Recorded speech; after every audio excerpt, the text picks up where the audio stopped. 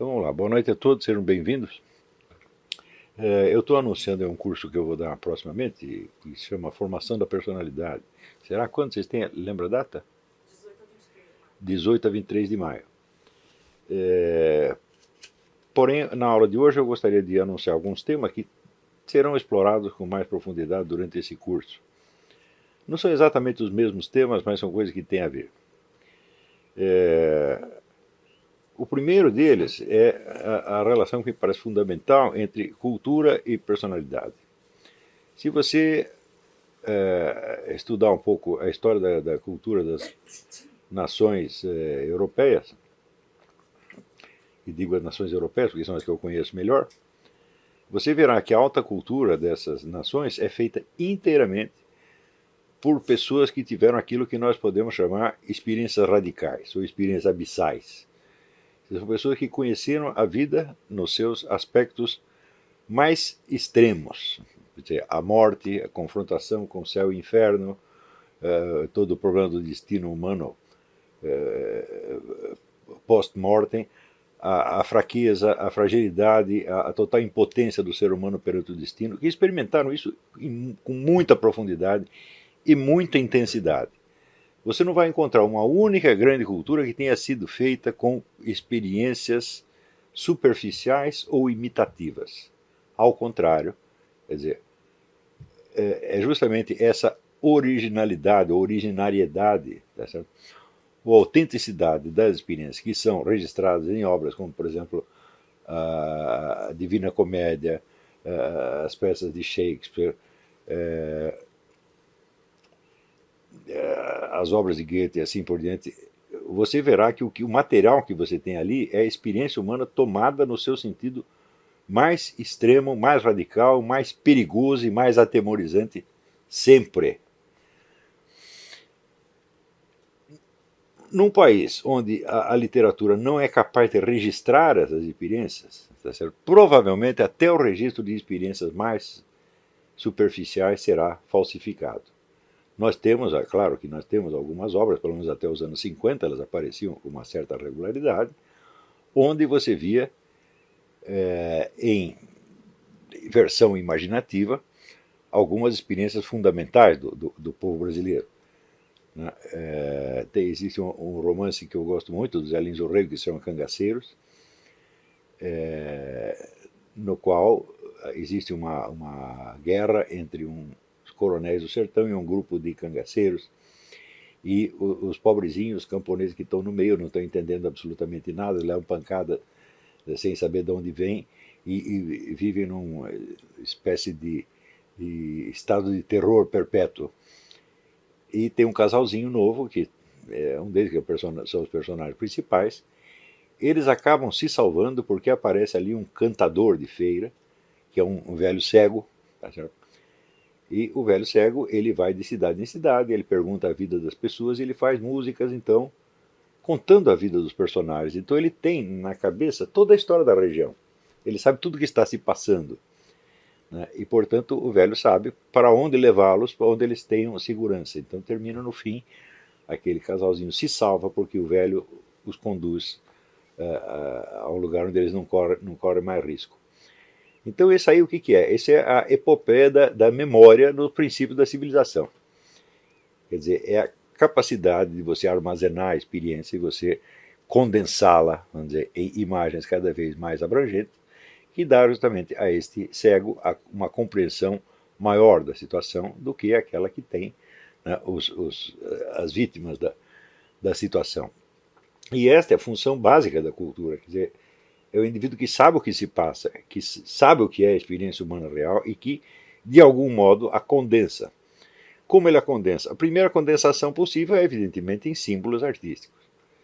Quando você presencia uma situação qualquer, um fenômeno, um fato qualquer, que você não chega a entender intelectualmente, o que você faz? Você conta esse fato.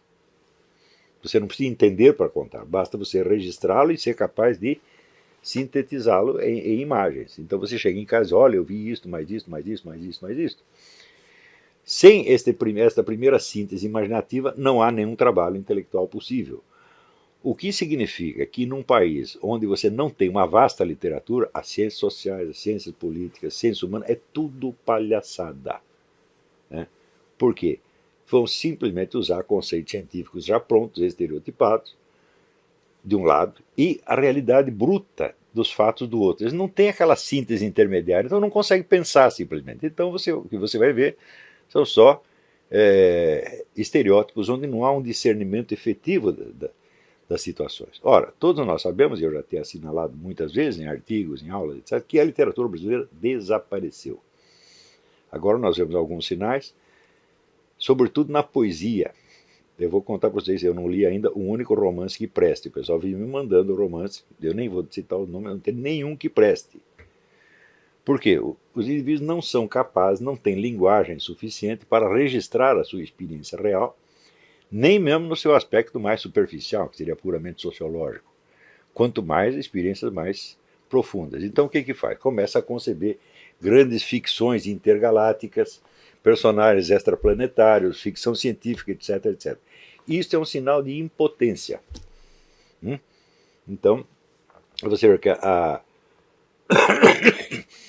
ficção científica ela só funciona quando ela é produzida, primeiro, por pessoas para as quais a ciência é uma experiência cotidiana. Os grandes escritores de ficção científica, todos eles são pessoas próximas de uma profissão científica, então é aquilo que fala a imaginação deles. Então é como dizer, uma ficção científica sem cultura científica é um negócio totalmente artificial, porque o indivíduo está falando de experiências que ele não teve nem poderia ter. Se ele não teve as experiências, de onde que ele tirou o material? Só pode ser cópia. E cópia mal feita, feita com coxa de retalho, que ele tirou um pouco de um filme, um pouco de um programa de TV, um pouco de um livro, etc, etc, e compôs aquela porcaria. Então é tudo de segunda mão. Ora, a experiência poética propriamente dita, ela é mais elementar e ela não depende de uma experiência tão abrangente, depende apenas de uma experiência interior profunda. Então ela não implica nenhuma compreensão, vamos dizer, mais abrangente da sociedade, da cultura, etc, etc. O indivíduo vai na sua experiência interior, trabalha a linguagem daquilo e exprime. É por isso que a gente vê este ainda modesto revigoramento da literatura aparecer sob a forma da poesia e não das obras de ficção. Nas obras de ficção, a única coisa notável que eu tenho lido, mas que eu já li há muitos anos atrás, são os contos do Yuri Vieira, que são contos humorísticos, absolutamente meio humorísticos, meio fantásticos, mas sempre centrados na experiência real brasileira. Tá certo? Então, vamos dizer, o Yuri ele não é nem um homem da grande fase da literatura brasileira e nem uma estreia promissora. Ele é um intermediário, ele é alguém que, de certo modo, ele é um sobrevivente. Ele conseguiu continuar escrevendo coisas muito interessantes no extremo da decadência em torno. Ele ainda continuava no canto dele produzindo as coisinhas. Talvez haja outros escritores assim que também tenham sobrevivido, tá certo?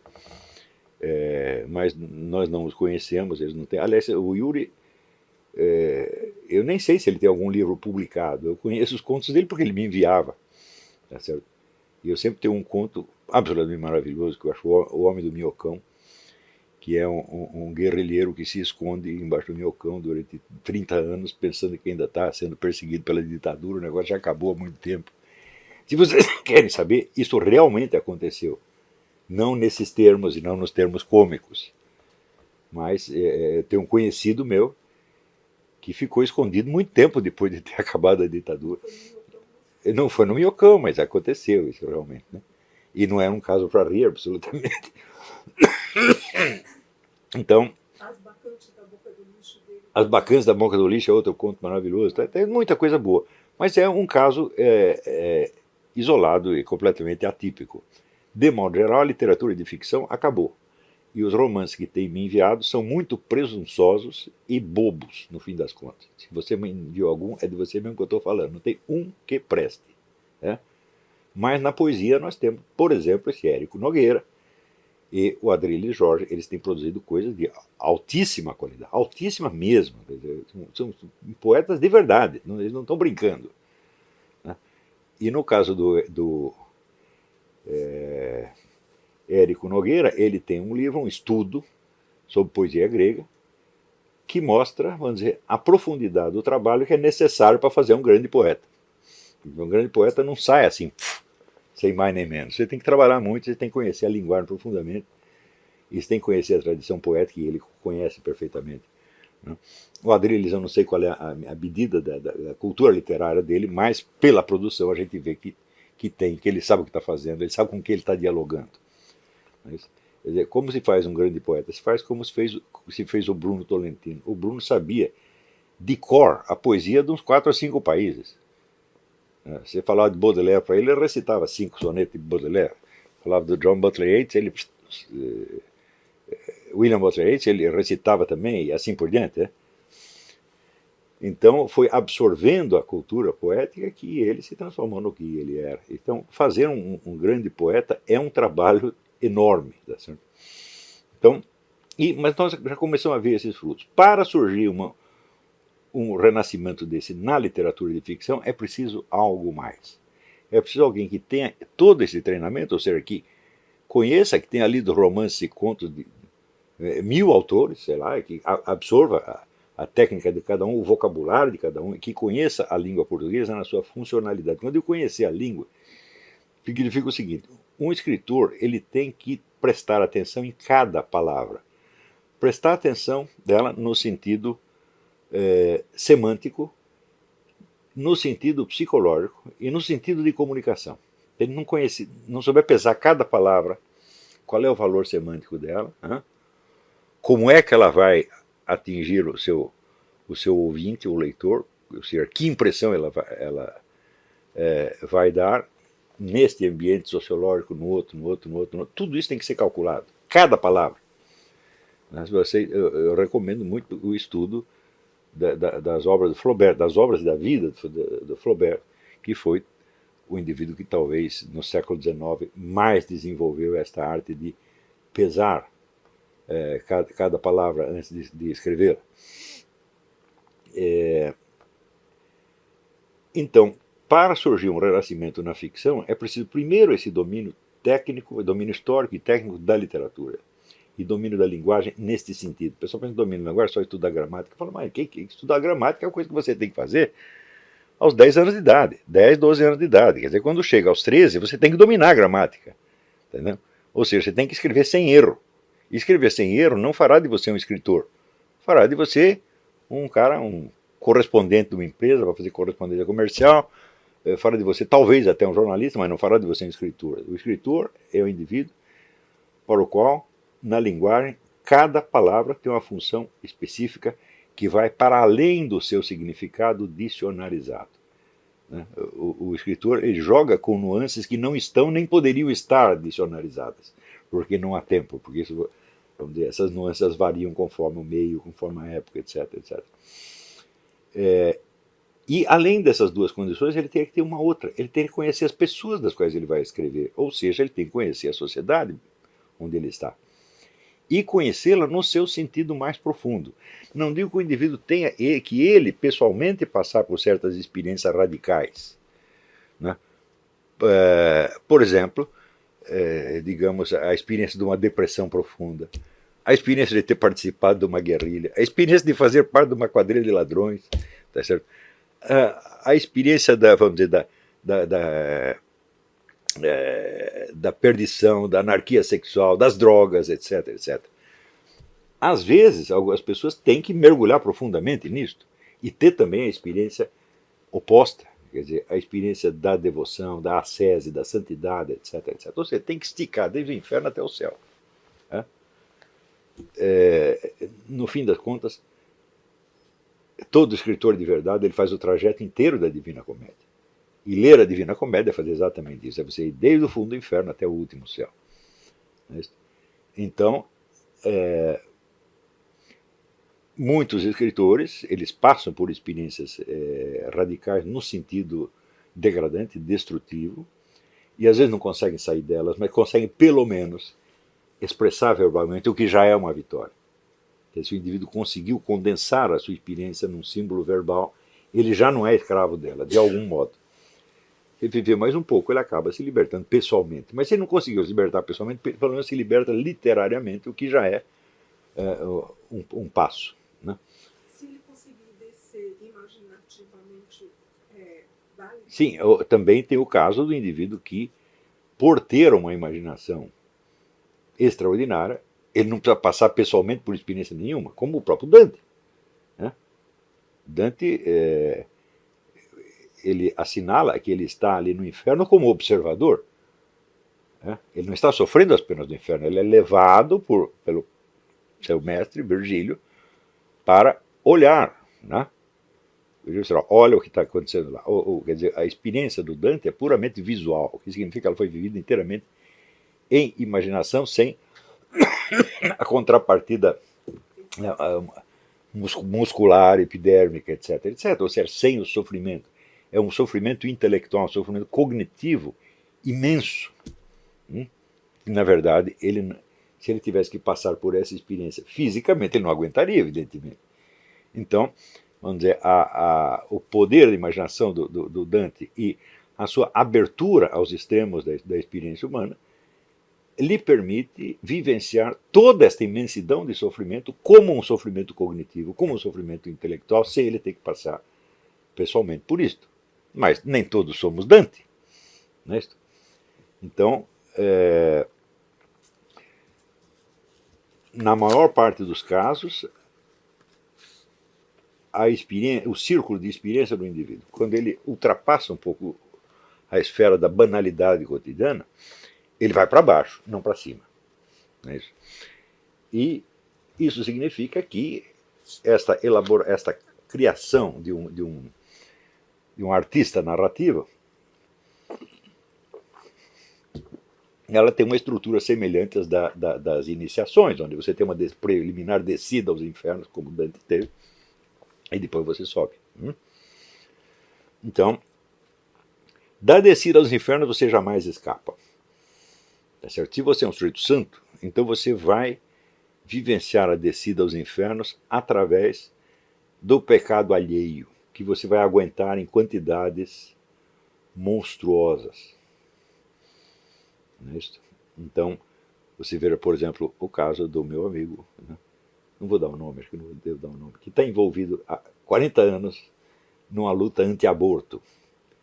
Né? O número de casos de aborto que ele já viu, o número de crianças mortas por nada que ele já viu, o número de mães desesperadas.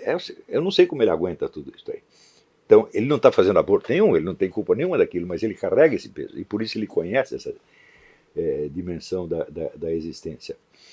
Você pode conhecer essa dimensão mais infernal da existência permanecendo inocente e simplesmente sofrendo o impacto dela. Você pode ser vítima, tá certo? Então você pode sofrer a perseguição, sofrer a violência, sofrer a humilhação sem ter culpa nenhuma, mas você está conhecendo o mal de perto.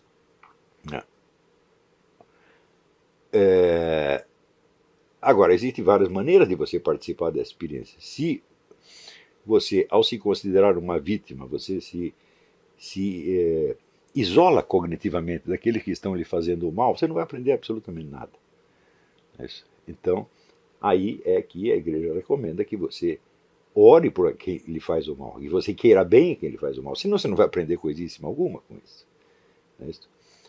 Quer dizer, quando lhe fazem o mal, a primeira coisa que você tem que entender é que você poderia fazer a mesma coisa, e que é por uma sorte que você não está fazendo, que você está, em vez disso, você está padecendo inocentemente. Mas, sem essa identificação com quem lhe faz o mal, você não vai aprender coisíssima nenhuma. Quer dizer, você vai ter que carregar os seus pecados e mais os dele. Isso aí é uma forma de você se aprofundar na experiência sem você se sujar pessoalmente. Isso é muito difícil de acontecer, e, em geral, mas o mergulho na experiência mais profunda é acompanhado de... Ele toma a forma de um mergulho no mal, no pecado, na perdição, etc, etc, etc. Como aconteceu com inumeráveis escritores, você lê aí a vida de Baudelaire, de Rimbaud, do próprio Dostoiévski, com o seu vício do jogo, essa coisa toda. E depois o indivíduo trabalha isto imaginativamente, e se consegue dar uma forma verbal, literária, ele, de certo modo, ele já está livre daquele mal. Ele se livrou, pelo menos imaginativamente, o que é uma condição para ele se livrar na esfera real. Mas às vezes não dá tempo.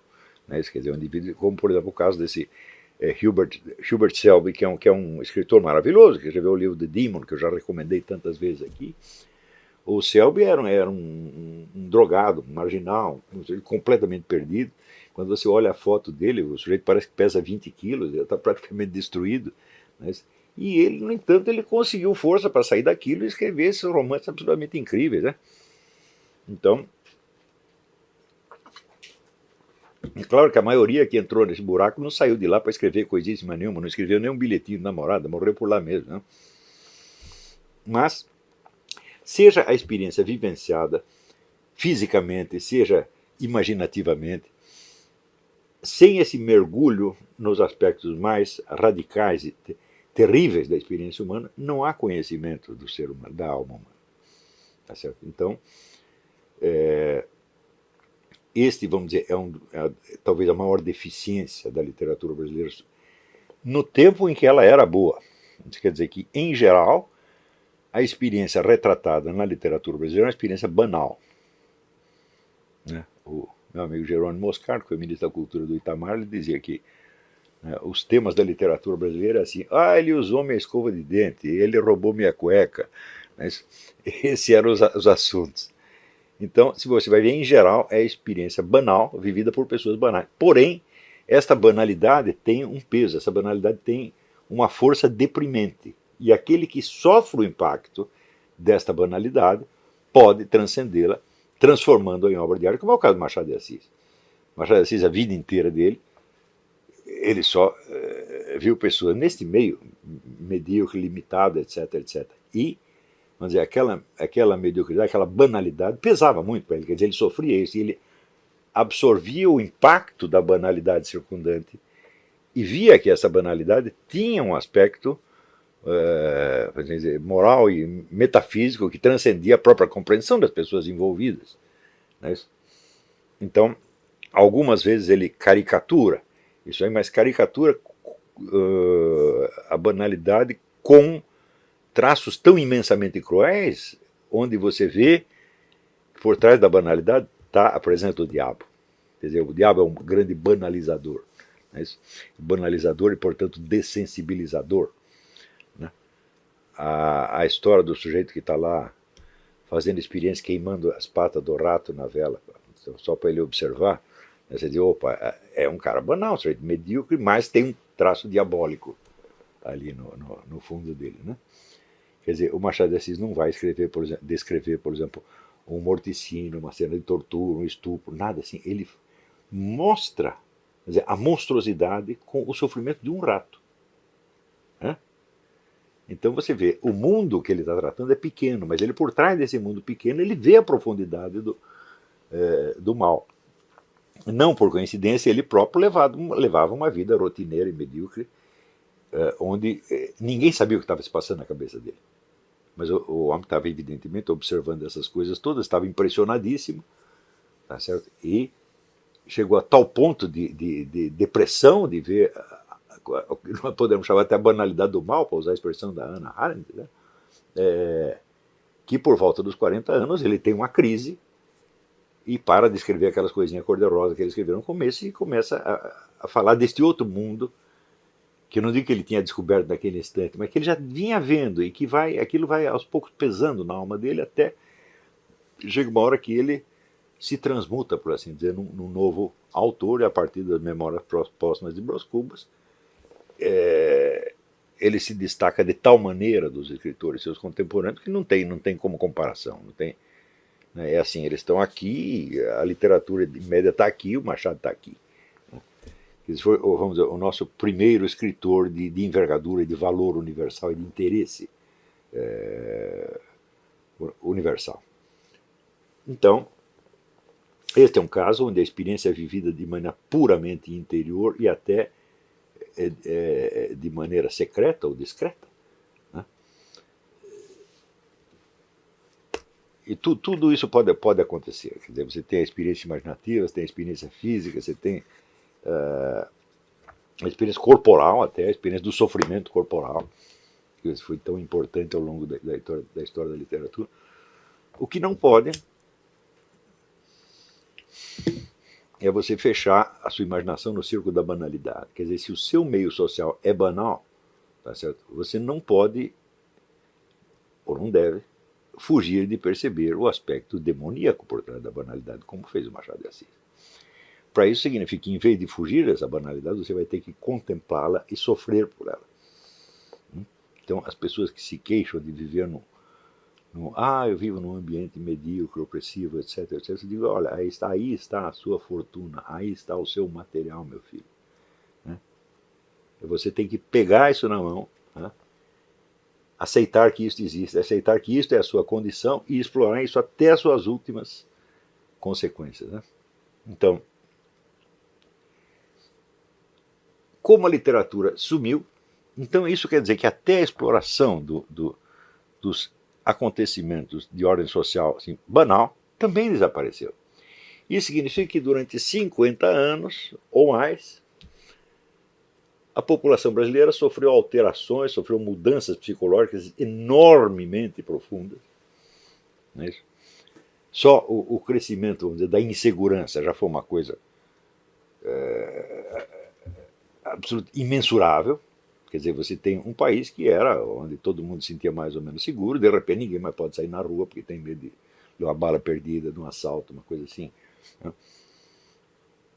Só essa experiência jamais foi descrita na nossa literatura. Faça a seguinte pergunta, como é que a vida de uma família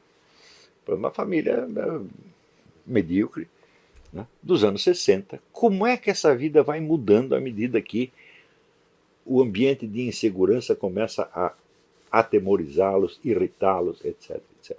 Isso não foi documentado em parte alguma. No entanto, você vê alguns documentos sobre a vida de marginais, bandidos. Por quê? Porque isso também é um estereótipo da literatura brasileira. Você prestar atenção no lumpenproletariado como se o lumpenproletariado fosse o povo. Claro que é mais fácil você descrever o lumpenproletariado do que o povo. Né? Porque a conduta do lumpenproletariado é a conduta padrão.